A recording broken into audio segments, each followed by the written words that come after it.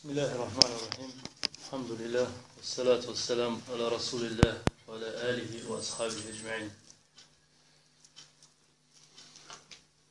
Ние започнахме така съвсем неформално да си говорим за теми, за проблеми, свързани с исляма, с мюсюлманите, с вярата.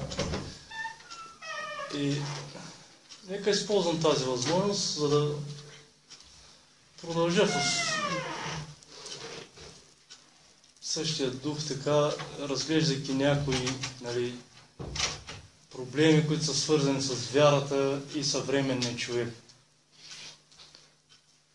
Отношението на човека към вярата е изключително стар проблем и въпрос. Той датира още от самата поява на човека.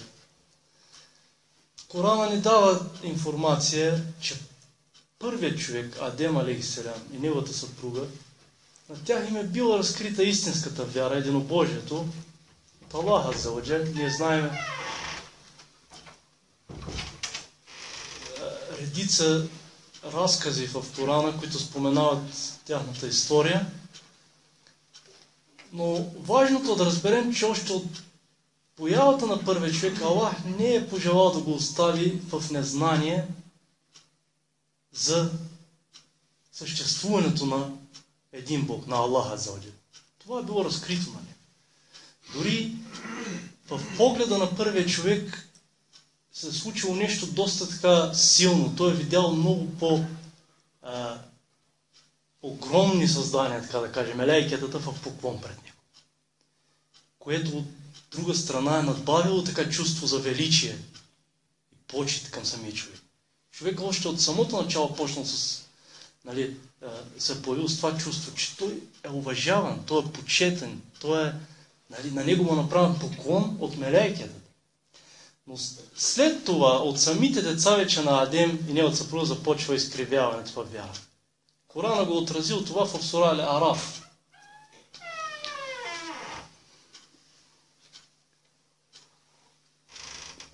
Аллах казва: Хуа аллази халакакум мин нафсин вахида ва джа'ала минха завджаха лияскуна илейха. Сътвори ви от един човек и от него направи съпругата му, за да намери спокойствие при нея. Фалемма тагашаха. Тагашаха, това е една метафора, Коранът използва, да покаже, че той е обладал човек. И жената забравя. Фахамалат хамлен хафифен фамаррат би. И бременността започна в първоначалната степен. Фалемма аскалат, когато вече напредна бременността, те отправиха дуа към Аллах. Искали са от Аллах читаво дете. فلما أثقلت دعوا الله ربهما لئن أتيتنا صالحا لنكونن من الشاكرين. Така е текст. Ако ни дадеш читаво дете, ние ще бъдем благодарни. فلما أتاهما صالحا جعل له شركاء فيما أتاهما. فسبحان الله عما يشركون, казва. И като ги дари с читаво дете, те започнаха вече да се дружават с Аллах. Ето, Коран ни споменава, че от самото първо поколение на човека, от децата на Адем, започва объркване в вярата. Съдружаване с Аллах. Но не забравяйте, че човек носи в своята природа чувство за величие, че той е почтен. Затова там, където намира спокойствие и сигурност, в каквито обстоятелства, човек е склонен да покаже своята лоялност в тези условия. Първобитният човек е минал в сурови условия. Понякога е виждал слънцето, го е чувствал като нещо силно, споделява своите чувства и вяра към него. Към луната, към различни такива феномени природни. Вие знаете, човека и вярата. В най-различни неща човекът е вярвал. Защо? За да подсигури себе си и своята сигурност. Дори меканските езичници, те са правили идоли. Ето, не нещо като феномен от природата, когато ние говорим за слънце, за звезди, те са се правили идоли. Успокоявали се към тях. Откривали със сигурност и спокойствие в тях. Доколко те си знаят. Но това е бил човека в своята вяра. Затова Корана ни казва, че винаги Аллах, когато е изпращал пратеник, Той го е изпращал, за да върне хората към единствената вяра в Аллах. И тук не трябва да бъдем несправедливи, да казваме, че исляма той ни научи на справедливост, на етичност, на морал. За морал и за етика хората говорят 5000 години преди Корана. Корана, което изкарва в светлината, нали, на човечеството, е връщането на хората към един Аллах. Това е. Там хората където се губят. И тук вече в темата, която аз искам да засегна, съвременния човек. Когато започва развитието на науката, Запада откриват няколко формули или, нали, схеми, чрез които налагат някакъв контрол върху материята. Пренасят се по моретата, върчат във въздуха. Ето днес комуникациите, ние комуникираме без географски прегради. Всичко това дава някакси така чувство на човека, че Аллах не му е нужен вече. След като ние контролираме до определена степен материята, ние имаме изобретения, които улесняват нашия живот, доста съвременни хора мислят, че религията вече е нещо свързано с митологията, мит. Затова и който наблюдава философията на 19 век, прогнозите на философите са, че в 21 век религията вече няма да съществува като социален феномен. Няма да има кой да говори за религия. Докато практиката точно обратното показва. Особено в Щатите. Религиозното събуждане в Америка, в най-развитата държава, е нещо, което никой не го е предвиждал. Следователно, човек би трябвало да усети благодатта на Аллах, когато открива закони в материята и я управлява. Между другото, нали, както и Ербакан преди години, той инженер забелязал, че Запад е открил няколко формули, които на пръстите ги изброяваме. И на тяхната основа постоянно, нали, прави изобретение в материята. Следователно, той говори, че има една схема за този телефон. Но за 24 часа могат да направят 20 подобрения в капацитета или в добавяне на повече екстри. Следователно, основата е една и съща. Неговата идея е, че човека в никакъв случай не е покорил материалния свят и много малко знае за него. Но въпреки това би трябвало да даде на човека чувство, че Аллах му е дал на него благодат и да благодари на Аллах. Но това, което се получава особено на Запад, е обратното. Човекът чувства сила, чувства, че вече няма нужда от Аллах, че е модерен, че всичко, което иска, го притежава, всичко, което го има за улеснение, е там и няма нужда от Аллах. Но Създателят, когато наблюдаваме Корана, виждаме колко мъдро положил 3 основни елемента, в които Аллах е увековечил слабостта и безсилието на човека в Корана. И аз съм се изумявал, защо Аллах преди 14 века не е казал в Корана, примерно, айде нека хората да направят превозно средство, освен камилата и коне. Няма такова предизвикателство в Корана. Няма. Но пък има друго. Аллах на 3 места. Смърт, живот и Коран. В тези 3 точки е увековечил слабостта на човека и му представил още при 14 века. Заявявайки, че ти винаги ще осъзнаваш твоята слабост в тези 3 точки. Смърт, живот и Коран. В смъртта, колкото и да се развива човека, колкото и да става титанически силен в своите разбирания, там, докато съществува света, той ще бъде безсилен. И затова вижте в сура Ал-Вақия накрая. فَلَوْلَا إِذَا بَلَغَتِ الْحُلْقُومِ. И когато душата достигне до гърлото. وَأَنْتُمْ حِينَئِذٍ تَنْظُرُونَ. И вие го гледате. Любим човек от семейство умира. وَنَحْنُ أَقْرَبُ إِلَيْهِ مِنْكُمْ وَلَكِنْ لَا تُبْصِرُونَ. Ние сме по-близко, казва Аллах, до него, когато той умира от вас. А вие го гледате. Аллах е по-близко до него. فَلَوْلَا كُنْتُمْ غَيْرَ مَدِينِينَ تَرْجِعُونَهَا إِنْ كُنْتُمْ صَادِقِينَ. Вижте, тук е предизвикателството на Аллах. И ако вие смятате, че сте на върха на величието на пирамидата, че няма по-велик от вас, върнете му душата.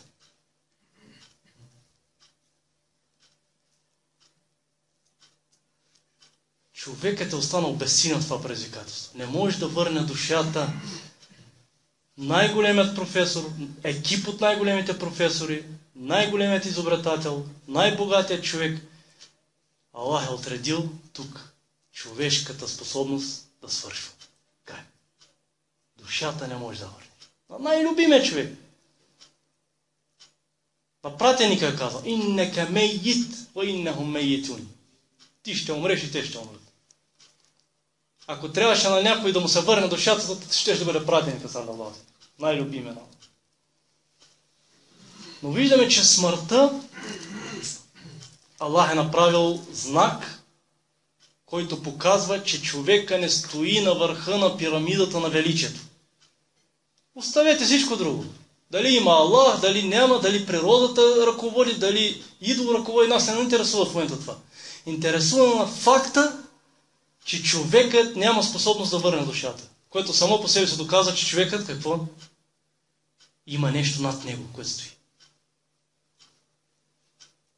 И колко пъти Аллах в морските аети в Корана, така ги нарича, морските аети, за корабите, когато потъват. Аллах не разкрива там тази природа на човека. И когато сте в кораб и пътувате и дойде буря, всички вярвате. Всички молите Аллах да вас спаси. Защо вашето величие не достигне до тази степен, че да стоите така с кафе, когато потъва кораб? Не може. Човешката природа. Потъвате, чувствате смъртта или с други думи какво чувствате?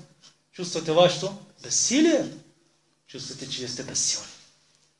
Затова, че управлявате материята в една, две и три схеми и усъвършенствате неща върху принцип, който е един и същ. Дали е каруца или С-класа, то принципът е един. 4 колелета и те вървят.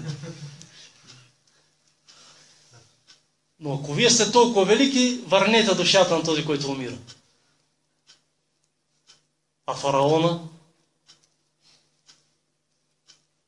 Нали той казва навсякъде в Корана, че няма по-велик от него и няма Бог. Значи политически лидер увековечен в Корана. Не е нужно да увековечава Аллах всеки един лидер. Той ги има много, като фараона. И Сталин, и Ленин. Но Аллах е увековечил един. Кебирухум. Най-голям. Ето го в морето, в Червено море, когато се събират вълните, той се дави. Аменто казва. Еннеху ла илаха илля лази аменат бихи бену Исраил. Ва ана минал муслимин.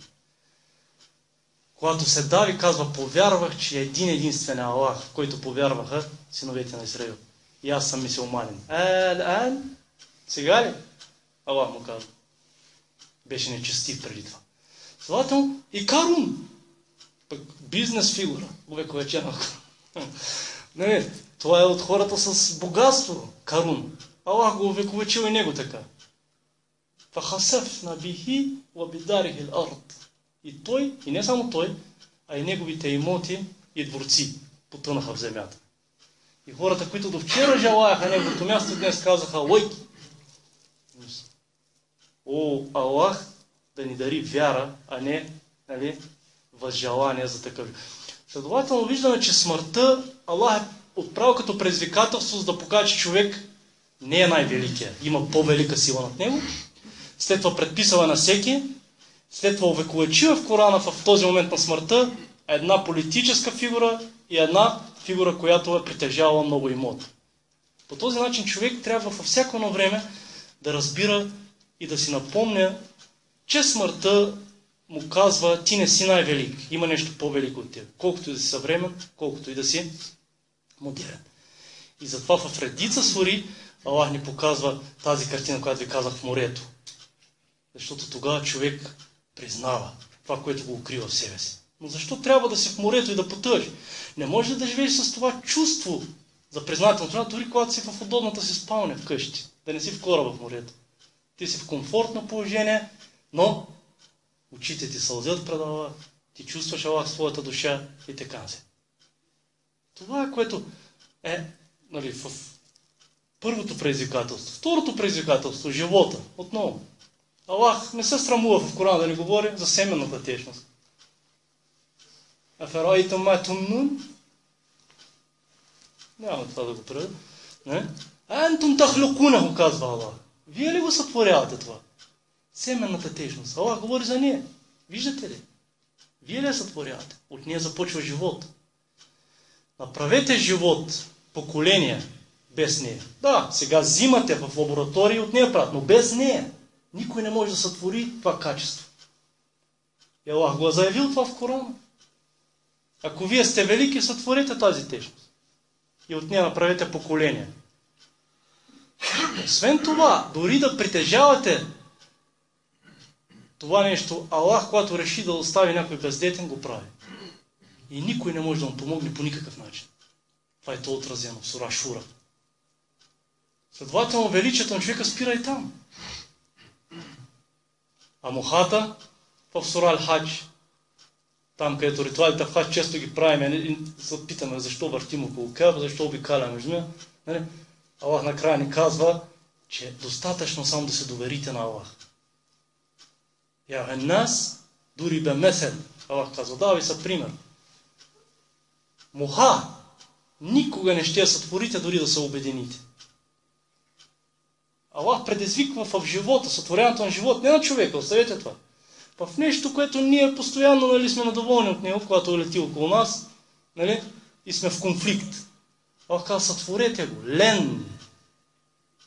На арабски значи не ще го сътворите, дори да се обедините. Човека не може да сътвори муха. Още повече, ако вземе нещо от вас мухата, ако Аллах е предписал препитание на мухата от вашето препитание, не може да се го върнете. И това е истина.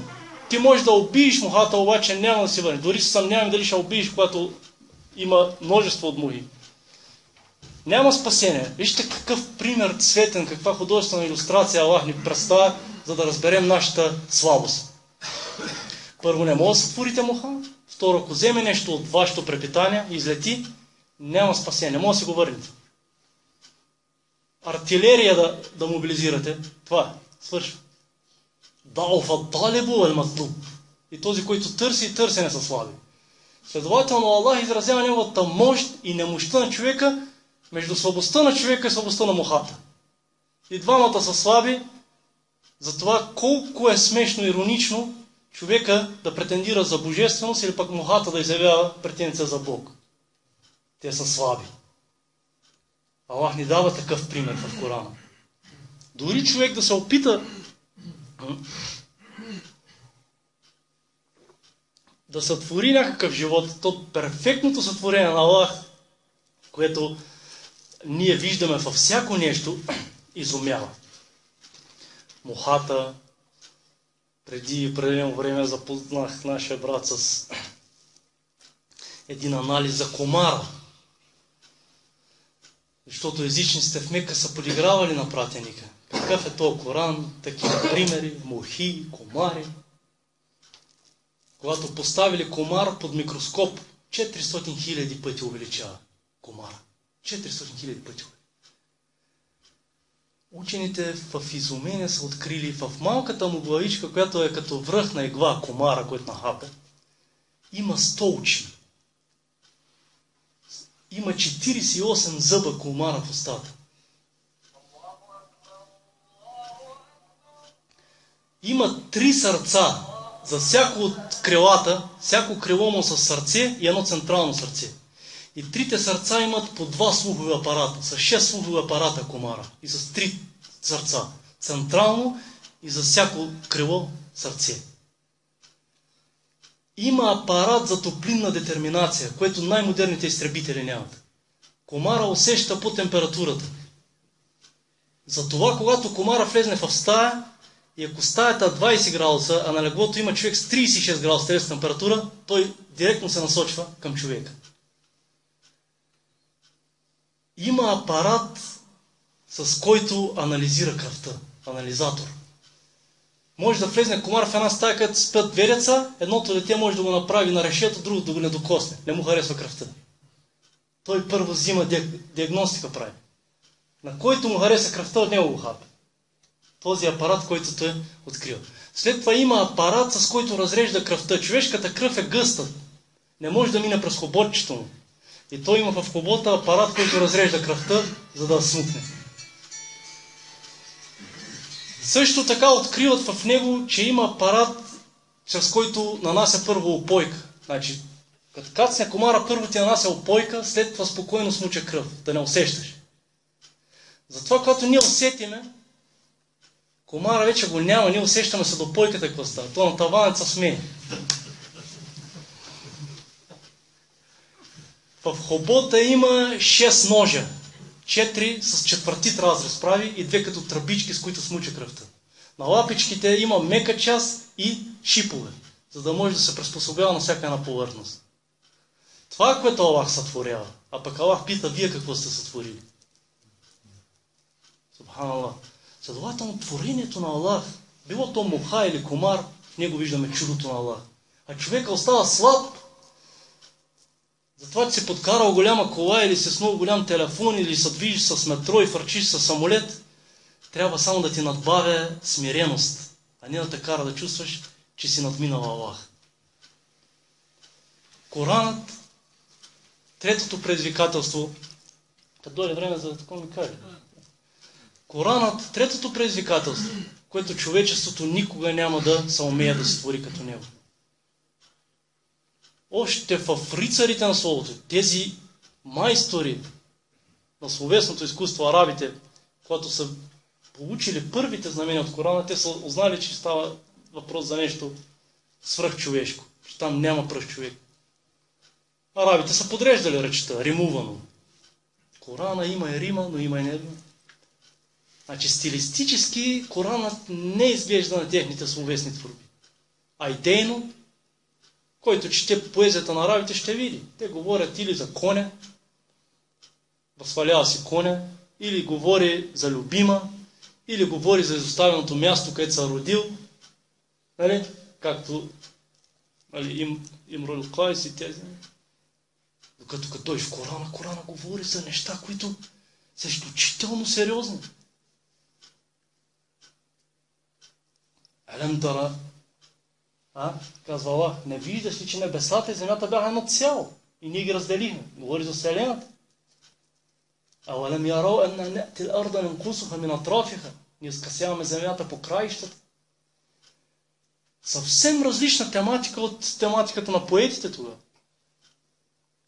А от друга страна, тези поети всички са рецитирали, за да се издигнат в очите на хората и да получат одобрението. Нормалното за лидерите. Лидерите, те живеят с одобрението на хората. Това им е горивото. Докато в Корана виждаме скромен пратеник, казва това, което ви го казвам, не е от мен. Вижте, а когато му казват да промениш, казва, аз не мога да променя в Корана нищо.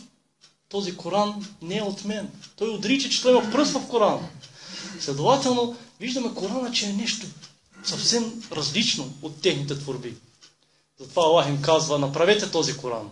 След това им казва, направете 10 сури от този Коран. След това им казва, направете една сура от този Коран.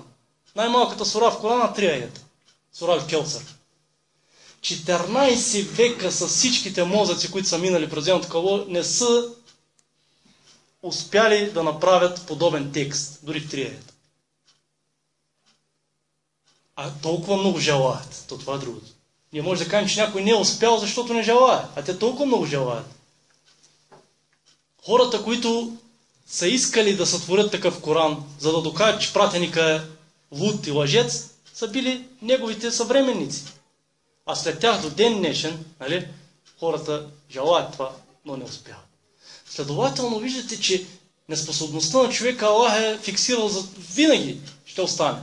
И ако някога чуете, че някой е върнал душа, или е сътворил муха, или е сътворил Коран, тогава ще знаете, че съм излъгал тази вечер. Значи, че действително човека е велик. Но ако не, то величието е единствено на Аллах. Извън това, другите сфери, където Аллах ни показва, преди години излезна в Америка една книга, заглавието беше така написано: Надхитрени от случайността. Това, което хората наричат случайно, съдбата. Тя много пъти ни изиграва шега. Аллах там ни показва, че ние сме слаби отново. Или с други думи, това, което ние не знаем, е много по-сериозно от това, което знаем. Което доказва пак, че ние сме нищожни. Това, което ние не знаем, то е проблемното. Защо човек, ако е велик, не знаеше, че вчера ще падне малайзийския самолет в Украина? Ако знаеше това, човека нямаше да пусне този полет да тръгне. Но човека не знае. Самолета е паднал. Ако ние знаехме, че ще стане бедствие в България, наводненията, щяхме да вземем мерки. Но ние не знаем. Ако знаехме преди години, че 200-300 хиляди хора в Индонезия от цунами умряха, щяхме да ги изкараме оттам. Но ние не знаем и това е нашия проблем. Следователно, щом не знаем и всеки един миг ни се поднасят неща, за които не сме ги планирали, не сме готови за тях, това значи, че ние сме в положение на слабост. Това значи, че над нас има друга сила. Всичко това показва действително, че човек трябва да се смири. Трябва да понесе в своята душа тази черта смиреност. Вижте, смиреност, смир. Където върви да носи мир. Да се оттърси от високомерието на неверието. С предтек ние говорим в момента с нашия брат за Елховец. Вие споделяте млади момчета, млади момичета, всички се веселят, радват се, едат, пият в Рамазан, никой не споделя вярата. Не?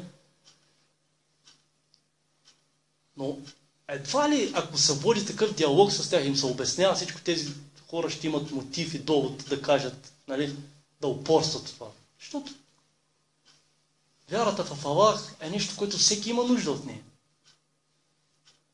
Следователно, човек трябва да получи смиреност в себе си. Човек трябва да получи в себе си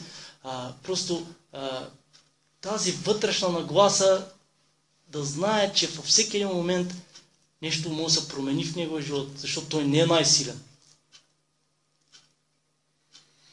И не Аллах, той е, който отсъжда последен и затова най-добре е да вървиш в този път на Аллах. Аз пак ще се повторя за трети път, това са пътищата на сигурността, в Сугулю Селям.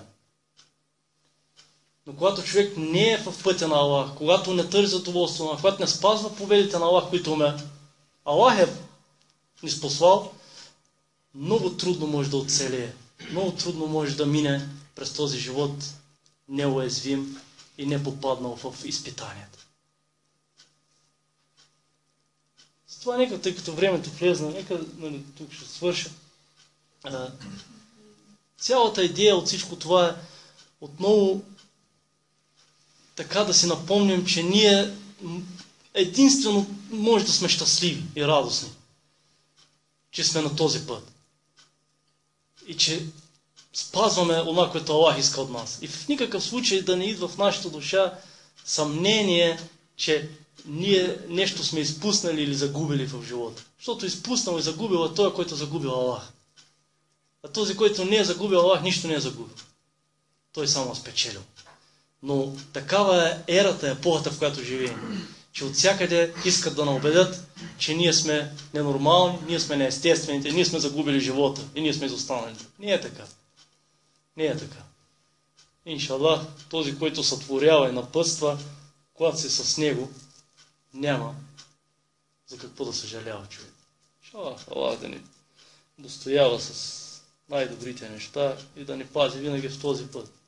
Това, субханак Аллахума бихамдик, ашхаду ан ла илаха илля анта, астагфирука ва атубу илейк.